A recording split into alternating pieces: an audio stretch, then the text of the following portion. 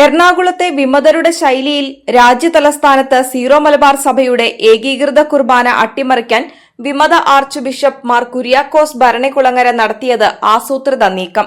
സഭയുടെ ഏകീകൃത കുർബാന അട്ടിമറിക്കാൻ നേരത്തെ മുതൽ വിമത നേതാക്കളിൽ പ്രമുഖനായ ഫരീദാബാദ് ആർച്ച് ബിഷപ്പ് കുര്യാക്കോസ് ഭരണികുളങ്ങര ശ്രമിച്ചിരുന്നുവെന്നത് പലതവണ പുറത്തുവന്നതാണ്.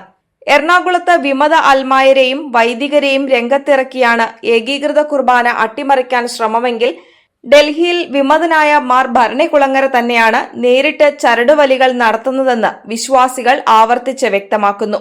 ഇത് ശരിവെക്കുന്നതാണ് ഫരീദാബാദ് അതിരൂപതയുടെ കീഴിലുള്ള ചില പള്ളികളിൽ കഴിഞ്ഞ ഏതാനും ആഴ്ചക്കിടെ വിശുദ്ധ കുർബാനയിൽ യാതൊരു മുന്നറിയിപ്പും ഇല്ലാതെ വരുത്തിയ ചില മാറ്റങ്ങൾ. വിമതനായ മാർ ഭരണികുളങ്ങര ഇതിന് കണ്ടെത്തിയ മാർഗങ്ങളും വിചിത്രമായിരുന്നു. വിശുദ്ധ കുർബാനയിൽ സർവാധിപനാം ചൊല്ലുമ്പോൾ വൈദികൻ അൽത്താരാഭിമുഖമായി കുമ്പിട്ട് ആരാധിക്കുന്നതിന് പകരം ജനാഭിമുഖമായി നിന്നാൽ മാത്രം മതിയെന്ന് മാർ ഭരണികുളങ്ങര ചില വൈദികരെ വിളിച്ചു പറഞ്ഞത്രേ. തുടർന്ന് ഇങ്ങനെ ചെയ്തില്ലെങ്കിൽ ഉണ്ടാകുന്ന മാർ ഭരണികുളങ്ങരയുടെ പ്രതികാര നടപടി ഭയന്ന് വൈദികർ പിറ്റേ ദിവസം മുതൽ വിശുദ്ധ കുർബാനയിൽ സർവാധിപനാം ചൊല്ലുമ്പോൾ ജനാഭിമുഖമായി നിലകൊണ്ടത് വിശ്വാസികളിൽ ആശങ്കയും സംശയവും ജനിപ്പിച്ചു.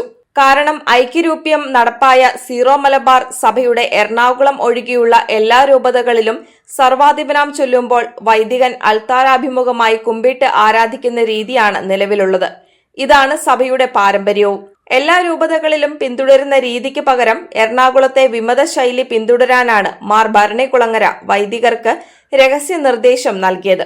ഇതിനെ ചോദ്യം ചെയ്ത വിശ്വാസികൾ രംഗത്ത് വന്നാൽ ഒരു കാരണവശാലും കുർബാന മുടക്കുന്നത് വേദനാജനകമാണെന്ന് വിശ്വാസികളോട് പറഞ്ഞ് കുറച്ചു പേർക്കിടയിലെങ്കിലും ഭിന്നത വിതയ്ക്കാമെന്ന് മാർ ഭരണികുളങ്ങര കണക്കുകൂട്ടി. ഡൽഹിയിലെ ടാഗോർ ഗാർഡൻസിലെ നിർമ്മൽ ഹൃദയപള്ളി വികാരി പരാതിയുമായെത്തിയ വിശ്വാസികളോട് കരഞ്ഞുകൊണ്ട് നിസ്സഹായത പ്രകടിപ്പിച്ചതും മാർ ഭരണികുളങ്ങരയുടെ ഈ ഗൂഢബുദ്ധി വെളിവാക്കുന്നു. നേരത്തെ പള്ളികളിലെ മാർത്തോമ കുരിശ് നീക്കി പകരം ബെനഡിക്റ്റൻ കുരിശ് സ്ഥാപിക്കാനും ആർച്ച് ബിഷപ്പ് വൈദികർക്ക് നിർദ്ദേശം നൽകിയിരുന്നു.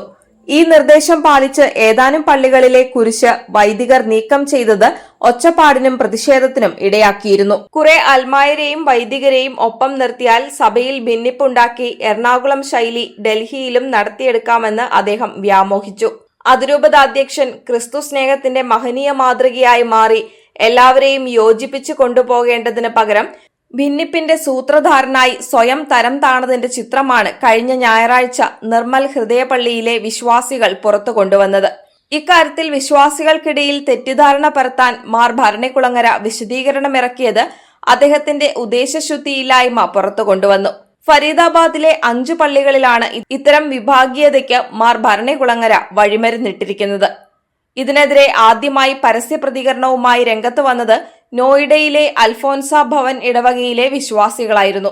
ഇതിന്റെ തുടർച്ചയെന്നോണമാണ് ടാഗോർ ഗാർഡൻസിലെ നിർമ്മൽ ഹൃദയ ഇടവകാംഗങ്ങൾ കുർബാനയിലെ മാറ്റത്തിനെതിരെ പരസ്യമായി പ്രതികരിച്ചത്.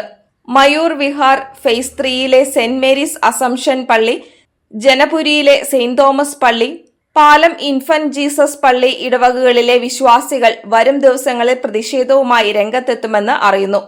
എന്തായാലും മാർ ഭരണികുളങ്ങരയുടെ ഭിന്നിപ്പിന്റെയും വൈരാഗ്യത്തിന്റെയും വേട്ടയാടലിന്റെയും വിമത ശൈലിക്കെതിരെ വിശ്വാസികൾക്കിടയിൽ ഐക്യം ശക്തിപ്പെട്ടിരിക്കുകയാണ്. മാർ ഭരണികുളങ്ങരയുടെ അണിയറ നീക്കങ്ങൾ വ്യക്തമാക്കുന്നതാണ് ടാഗോർ ഗാർഡൻസിലെ നിർമ്മൽ ഹൃദയ ഇടവക മുൻ ട്രസ്റ്റി ജെറോം ഇടമണ്ണിന്റെ കുറിപ്പ്. അത് ഇങ്ങനെ: ആർച്ച് ബിഷപ്പ് കുര്യാക്കോസ് ഭരണികുളങ്ങരയുടെ ഇടപെടലുകളിൽ വിശ്വാസികളുടെ ഗുരുതരമായ ആശങ്ക എന്ന തലക്കെട്ടോടെ ജെറോം വിശദാംശങ്ങളിലേക്ക് കടക്കുന്നു. ഫരീദാബാദ് രൂപതയുടെ മെത്രാൻ സ്ഥാനമെല്ലാം സമാധാനത്തിനും സാഹോദര്യത്തിനുമായി പ്രവർത്തിക്കേണ്ട സ്ഥാനമാണെന്ന് ഞങ്ങൾ വിശ്വസിക്കുന്നു. എന്നാൽ കഴിഞ്ഞ ചില കാലങ്ങളിലായി ആദരണീയ പിതാവ് സ്വീകരിച്ച ചില നടപടികൾ സമാധാനത്തോടെയും ഐക്യത്തോടെയും ജീവിച്ചിരുന്ന കുഞ്ഞാടുകളുടെ ഇടയിൽ അനാവശ്യമായ വിഭജനവും പ്രത്യയശൂന്യതയും പരത്തുന്നുവെന്നത് ആഴത്തിലുള്ള വേദനയോടെയാണ് ഞങ്ങൾ കാണുന്നത്. ഒളിയുദ്ധങ്ങളുടെയും ഒളിപദ്ധതികളുടെയും രീതിയിൽ ഇടവകകളിലെ പാവപ്പെട്ട വൈദികരെ സമ്മർദ്ദത്തിലാക്കുകയും മുൻപ് വരെ സമാധാനത്തോടെ നടന്നു വന്നിരുന്ന ആരാധനാ രീതികളിൽ അപ്രതീക്ഷിതമായ ഇടപെടലുകൾ വരുത്തുകയും ചെയ്യുന്നത് വിശ്വാസികൾക്കിടയിൽ സംഘർഷവും അവിശ്വാസവും വളർത്തുന്നതിനും കാരണമായിരിക്കുകയാണ്. ടാഗോർ ഗാർഡൻ ഉൾപ്പെടെ നിരവധി ഇടവകകളിൽ നടന്ന അടുത്ത സംഭവങ്ങളും മുൻകൂട്ടി നിർദ്ദേശിച്ച ഭിന്നിപ്പിക്കുന്ന തന്ത്രങ്ങളുടെ ഭാഗമായിട്ടാണ് നടന്നുവരുന്നതെന്ന് വിശ്വാസികൾ പൊതുവെ ആശങ്കപ്പെടുന്നുണ്ട്. വർഷങ്ങളായി സമാധാനത്തോടെ നടത്തി വന്നിരുന്ന വിശുദ്ധ കുർബാനയിൽ യാതൊരു ആവശ്യമില്ലാതിരുന്നിട്ടും വൈദികരെ അവരുടെ മനസ്സിനും ശുശ്രൂഷാബോധത്തിനും വിരുദ്ധമായി പെട്ടെന്ന് തീരുമാനങ്ങൾ നടപ്പാക്കാൻ നിർബന്ധിച്ചത് എന്തിനാണ്? വിശ്വാസികളെ ആശ്വസിപ്പിക്കാൻ നിയോഗിച്ചിരിക്കുന്ന വൈദികരെ തന്നെ ഭയത്തിലും മാനസിക സംഘർഷത്തിലും ആക്കി അവരെ ജനങ്ങളുടെ മുൻപിൽ ബലികഴുതകളാക്കുന്നത് ഒരു ഇടയന്റെ വഴിയോ? കേരളത്തിലെ വിവിധ പശ്ചാത്തലങ്ങളിൽ നിന്നുള്ള വിശ്വാസികൾ ഒന്നിക്കുന്ന പ്രവാസി ഇടവകകളിൽ ഇന്നലെ വരെ യാതൊരു വാദവുമില്ലാതെ സ്വീകരിച്ചിരുന്ന ആരാധനാരീതി മാറ്റാനുള്ള നിർബന്ധാന്തരം വരുത്തുന്നതിന് മുൻപായി പിതാവ് ഏത് പഠനങ്ങളും തയ്യാറെടുപ്പുകളും സംവാദങ്ങളുമാണ് നടത്തിയതെന്ന് വ്യക്തമാക്കാമോ? രൂപതയിലെ വൈദികരുമായി, ഇടവക കൗൺസിൽ പ്രതിനിധികളുമായി, വിശ്വാസി സമൂഹവുമായി ഈ വിഷയത്തിൽ ഒരു തുറന്ന സംവാദമെങ്കിലും നടത്താൻ പിതാവ് ശ്രമിച്ചിട്ടുണ്ടോ? അത്തരമൊരു സംവാദം നടന്നിരുന്നെങ്കിൽ പാവം വൈദികരെ ജനങ്ങളോടുള്ള സംഘർഷത്തിലേക്ക് തള്ളിവിടേണ്ട അവസ്ഥ വന്നിരിക്കില്ലായിരുന്നു. ടാഗോർ ഗാർഡൻ ഉൾപ്പെടെ രൂപതയിലെ പലയിടങ്ങളിലും വിശ്വാസികൾക്ക് ഗുരുതരമായ മാനസിക ക്ഷോഭം ഉണ്ടായതിൽ ആ ഉത്തരവുകളുടെയും നിർബന്ധങ്ങളുടെയും ഫലത്തെക്കുറിച്ചുള്ള ഉത്തരവാദിത്തം പിതാവ് ഏറ്റെടുക്കാൻ തയ്യാറാണോ? ഒരൊറ്റ സർക്കുലർ ഉപയോഗിച്ച് ലളിതമായി വിശദീകരിക്കാവുന്ന ചെറിയ ഒരു വിഷയത്തെ ഇന്ന് ലോകം മുഴുവൻ അപകീർത്തിയോടെയാണ് ചർച്ച ചെയ്യുന്നത്. ഇത് സമസ്ത സഭയുടെ മാനത്തിന് തന്നെ ഏൽപ്പിച്ച നാശത്തെക്കുറിച്ചെങ്കിലും പരിഗണിക്കേണ്ടതില്ലേ? പ്രവാസി ജീവിതത്തിന്റെ കഠിനതകൾ താങ്ങി ജോലിയും കുടുംബവും 1000 സംഘർഷങ്ങളും കടന്ന് ഒരു ദിവസം വിശുദ്ധ ബലിപീഠത്തിന് മുന്നിലെത്തുമ്പോൾ ദൈവസന്നിധിയിൽ ലഭിക്കുന്ന മാനസിക സമാധാനമാണ് ഞങ്ങൾ തേടുന്നത്.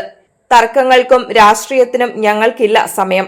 അധികാരത്തിന്റേതോ തന്ത്രങ്ങളുടെയും വിജയത്തിന്റേതോ ആയ യുദ്ധങ്ങൾ ഞങ്ങൾക്ക് വേണ്ട. ദൈവാനുഭവവും ഐക്യവും മാത്രം ഞങ്ങൾക്ക് ആവശ്യം. സാമ്പത്തികമായി ശക്തമല്ലെങ്കിലും സഭയുടെ എല്ലാ ചുങ്കപ്പിരിവുകളും നിയമങ്ങളും ഞങ്ങൾ നിഷ്ഠയോടെ പാലിക്കുന്ന വിശ്വാസികളാണ്. എന്നാൽ ഒരു അപേക്ഷ മാത്രം, ദയവായി ഞങ്ങളെ പീഡിപ്പിക്കരുത്. സഭയുടെ ഉള്ളിൽ നടക്കുന്ന ഈ സംഘർഷങ്ങളെ ഞങ്ങൾക്ക് ഇനി സഹിക്കാനാവില്ല. നിങ്ങളെ ഏൽപ്പിച്ചിരിക്കുന്ന ദൈവത്തിന്റെ അജഗണത്തെ പരിപാലിക്കുവിൻ. അത് നിർബന്ധം മൂലം ആയിരിക്കരുത്. ദൈവത്തെ പ്രതി സന്മനസ്സോടെ ആയിരിക്കണം. ലാഭേച്ഛയോടെ ആയിരിക്കരുത്. തീക്ഷ്ണതയോടെ ആയിരിക്കണം. അജഗണത്തിന്മേൽ ആധിപത്യം ചുമത്തിക്കൊണ്ടായിരിക്കരുത്. സന്മാതൃക നൽകിക്കൊണ്ടായിരിക്കണം. 1 പത്രോസ് 5:2-3 എന്ന വചനത്തോടെയാണ് ജെറോം ഇടമൺ തന്റെ അഭ്യർത്ഥന അവസാനിപ്പിക്കുന്നത്.